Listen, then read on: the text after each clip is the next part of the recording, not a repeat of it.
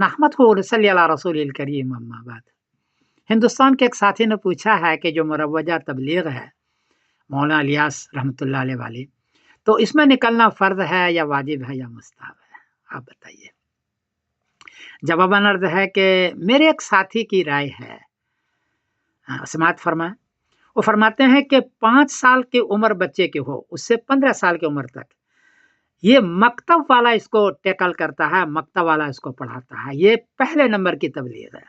इसी में कुरान शरीफ का लहजा सीखता है, उसलूब सीखता है, याद करता है, हाफ़िज़ बनता है, अक़ीदा सीखता है, एक दीनी माहौल बनता है इसी में, मकतब वाले में। ये पहले नंबर का तबलीग है।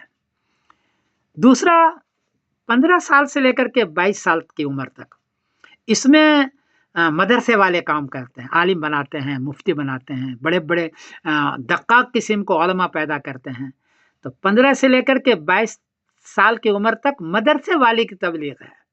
और इन दोनों उम्रों में जमात वाले का कोई ख़ास दखल नहीं है, क्योंकि वो ले जा ही नहीं सकते जमात में, इसलिए उनका दखल नहीं है। तीसरे नंबर पर जब उम्र हो जाए 22 साल से ऊपर, तो 3 इदारे इसमें शामिल है। एक तो है खानका, इससे भी बहुत बड़ा फ़ायदा हुआ है। पिछले ज़माने में तो खानकाओं से बहुत तरबियत हुई है, बड़ी-बड़ी तरबियतें हुई है।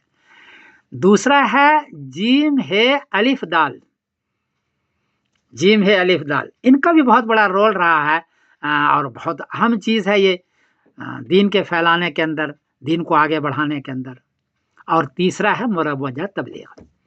मुरव्वजा तबलीग से भी बहुत बड़ा फ़ायदा हुआ है, इसलिए कि वो लोग जो घरों में बैठे हुए हैं, वो जुमे भी नहीं आते हैं, उनका अक़ीदा सही करना, उनको दीनदार बनाना, अगर उनको कुरान शरीफ याद नहीं है तो कम से कम 3 सूरतें याद करवा देना, ये बहुत बड़ा काम है। और ये भी हमारे बुज़ुर्गों का चलाया हुआ है, मौलाना इलियास साहब रहमतुल्लाह अलैह का, कोई दूसरों का नहीं है। इससे बहुत बड़ा फ़ायदा हुआ है इस तबलीग से भी। तो ये तीनों इदारे मिल करके 22 साल के बाद से लेकर जो लोग हैं, वो इस पर तीनों इदारे काम करते हैं। तो गोया कि तबलीग का 5 इदारा हो गया, मकतब, उलमा जो पैदा करते हैं वो मदरसों के अंदर, और ये खानका, जीम है अलिफ दाल और मुरव्वजा तबलीग। और ये पांचों का मजमुआ जो तबलीग है, ये फ़र्ज़ ऐन है। इसलिए कि आपको कुरान शरीफ पढ़ना है नमाज के अंदर, और कुरान शरीफ सीखना है। अब जहाँ सीखें, मकतब में सीखें, मदरसे में सीखें, तबलीग में सीखें, वो फ़र्ज़ होगा, वो फ़र्ज़ है। तो पांचों का मजमुआ जो है ये फ़र्ज़ है। इंडिविजुअल मुरव्वजा तबलीग वो फरमाते हैं कि वो तो या तो मुस्तहब है या सुन्नत गैर मुअक्कदा है, सुन्नत गैर मुअक्कदा। क्योंकि सुन्नत मुअक्कदा के लिए इस नाम के साथ हदीस चाहिए, क़ाला रसूलुल्लाह सल्लल्लाहु अलैहि वसल्लम, और वो आपको इस नाम के साथ नहीं मिलेगी। फ़ी सबीलिल्लाह का लफ्ज़ मिलता है, फ़ी सबीलिल्लाह, अल्लाह के रास्ते में, उसमें जीम है अलिफ दाल भी है, और भी है, और ये भी है।